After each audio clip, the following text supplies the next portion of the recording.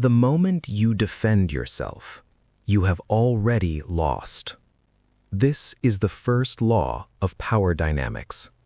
When you are accused, criticized, or challenged, your biological instinct is to survive.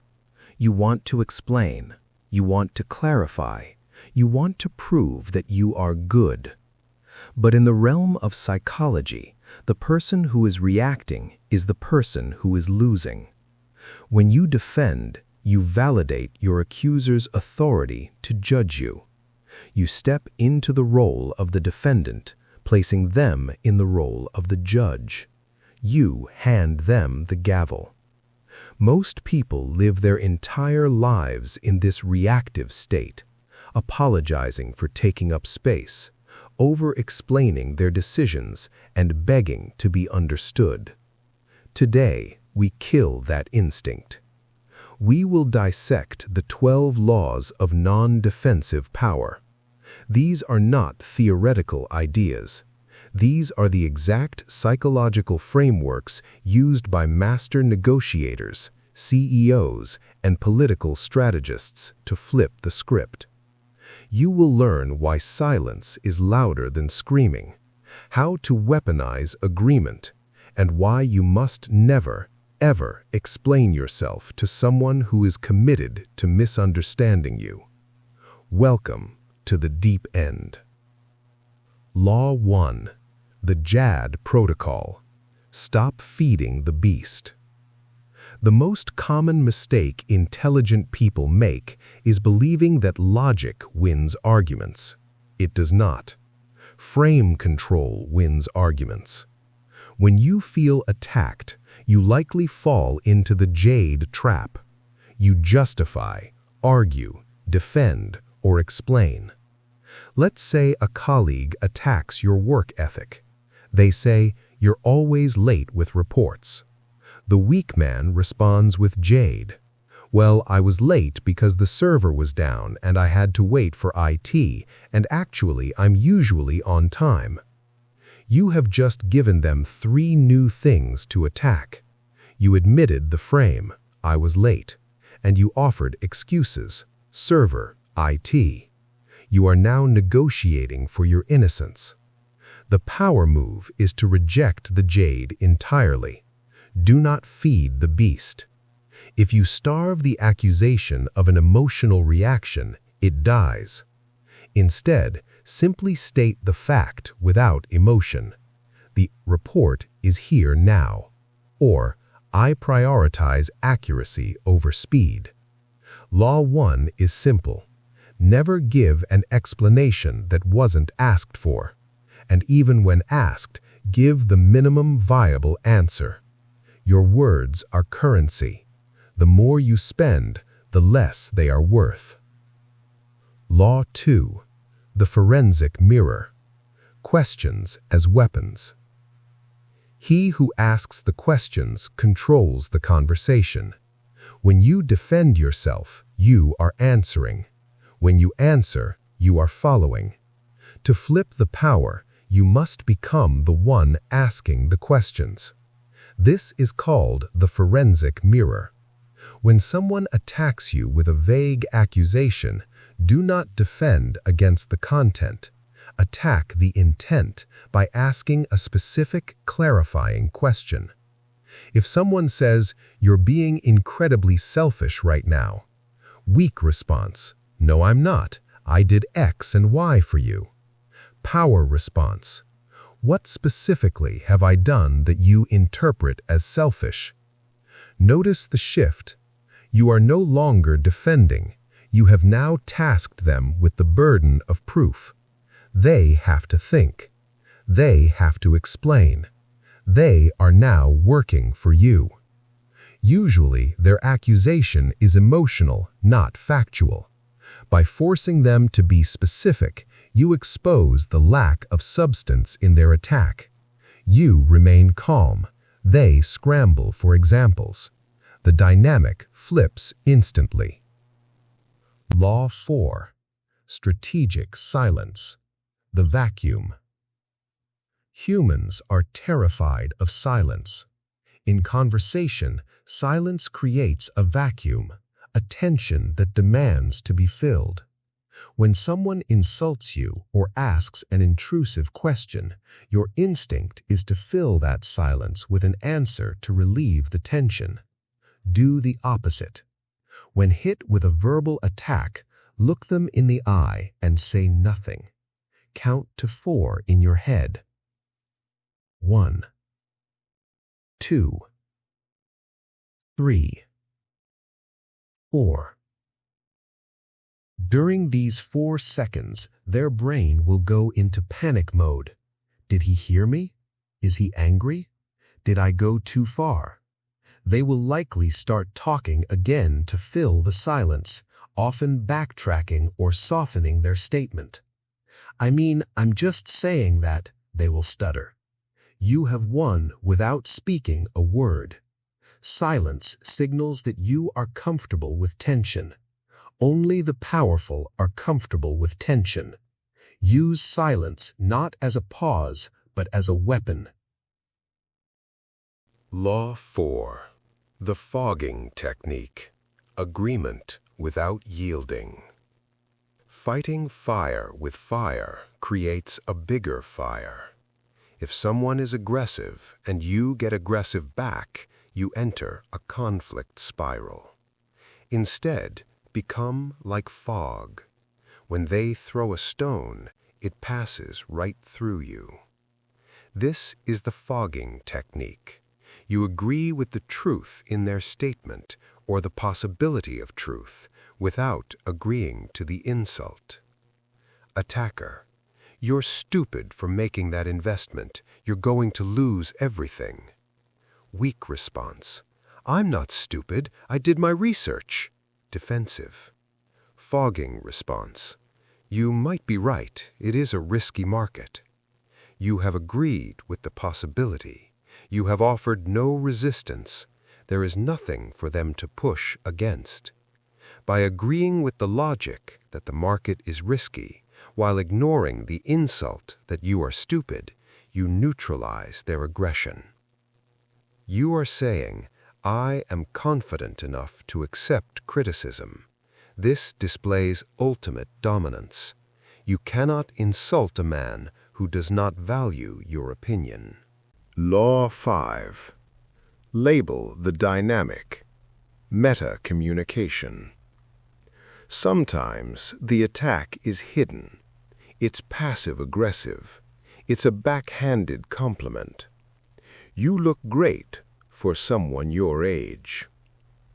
If you respond to the content, thanks, or what do you mean, you lose. Instead, go meta. Talk about what is happening right now. Label the dynamic. Response: that was a very backhanded thing to say. Why did you phrase it like that? By calling out the tactic, you strip it of its power. You are effectively saying, I see what you are doing, and it isn't working. This is strictly for when someone is trying to be subtle. Drag their subtle attack into the harsh light of day. Make them explain their rudeness. They will usually retreat into, I was just joking, which is the surrender flag of the coward. Law 6. The broken record. Emotionless persistence. Manipulators love to drag you into the weeds.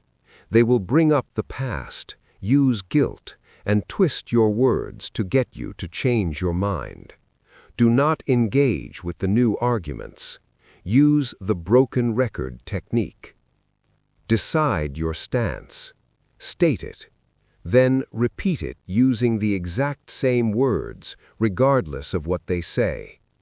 Them: I need you to lend me money. You: I have a policy not to lend money to friends. Them: but I thought we were close. You know I'm good for it. You: I value our friendship, but I have a policy not to lend money to friends. Them: you're being so rigid.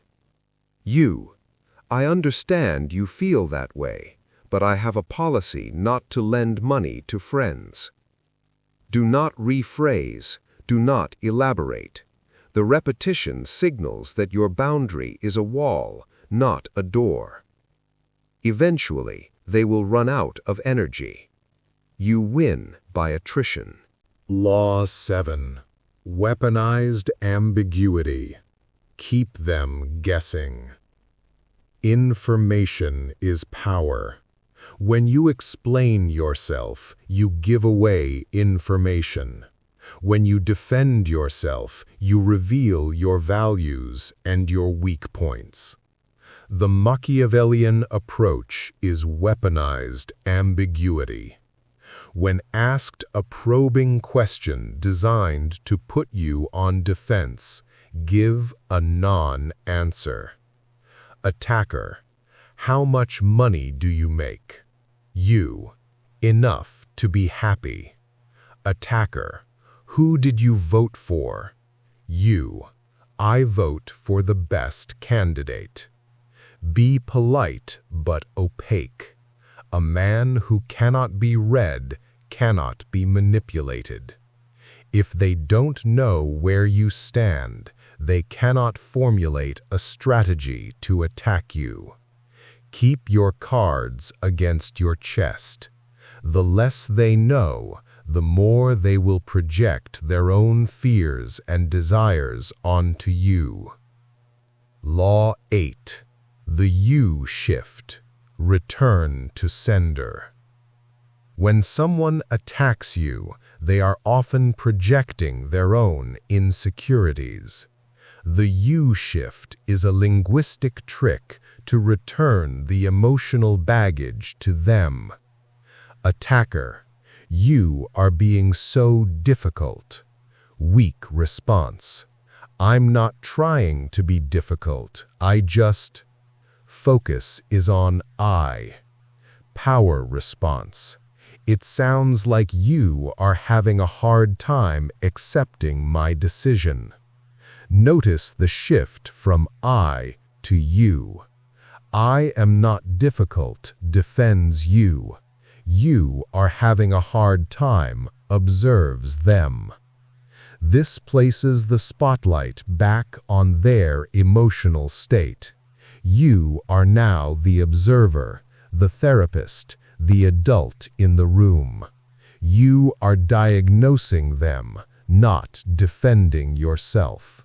This drives manipulators crazy because it denies them the reaction they crave. Law 9. Agreement and amplification. The absurdity tactic. Sometimes, the best defense is to lean into the attack so hard that it becomes absurd. This is called agreement and amplification. Use this when someone is trying to mock or shame you. Attacker: you're so obsessed with your work, you have no life.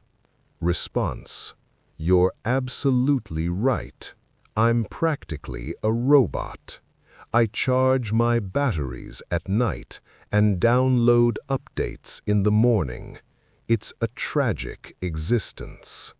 By exaggerating their insult to a ridiculous degree, you show that their words cannot hurt you. You turn their insult into a joke that you are in on. If you can laugh at the accusation has no teeth. It shows supreme confidence. Law 10. The low effort no. Boundaries without apologies. We are taught that no is rude. We are conditioned to say no because. No, I can't come because I have a headache. No, I can't help because I'm busy. The because is your weakness. The because is the negotiation point. If you say you have a headache, they will offer you an aspirin. If you say you are busy, they will ask, when are you free? The master defends nothing. The master simply says no, or that won't work for me. Remove the because from your vocabulary. You do not owe anyone the reason for your boundaries. No is a complete sentence. The power of a refusal comes from its finality. When you offer reasons, you dilute that finality. There are people who feed on drama. Narcissists and emotional vampires do not want a resolution, they want a reaction. They want your anger, your tears, or your defense. If you defend yourself, you give them what they want. Against these people, you must become a gray rock. Be as boring, uninteresting, and unresponsive as a rock. When they accuse you of ruining their life, okay. When they scream that you are heartless, I hear you. When they try to bait you, Give them zero emotional sustenance. Do not defend. Do not counterattack. Do not engage. Without your emotional reaction, they will eventually get bored and move on to a softer target. Your lack of defense is their starvation. Law 12. The walk-away. The nuclear option. The ultimate negotiation tactic is the ability to walk away and mean it. If you are in a situation where you are constantly forced to defend your dignity, your character, or your reality, you are in the wrong room. You cannot win a game that is rigged against you. The only winning move is not to play. When you realize that someone is committed to misunderstanding you, stop talking, stand up, leave. Walking away says, my time is more valuable than this argument. It is the ultimate act of self-respect. It is the final boundary. Defending yourself keeps you in the cage. Walking away opens the door. Conclusion: the sovereign mind. The need to defend comes from the ego. The ego wants to be seen as right. But the sovereign mind knows that truth does not need a defense attorney. Truth simply is. Stop trying to manage everyone else's perception of you. You cannot control what they think, but you can control what you say. Every time you refuse to defend, you reclaim a piece of your power. Every time you choose silence over noise, you grow stronger. Let them misunderstand you. Let them tell stories. Let them be wrong. You have an empire to build, and you cannot build it if you are busy throwing stones at every dog that barks. Stay stoic. Stay dangerous.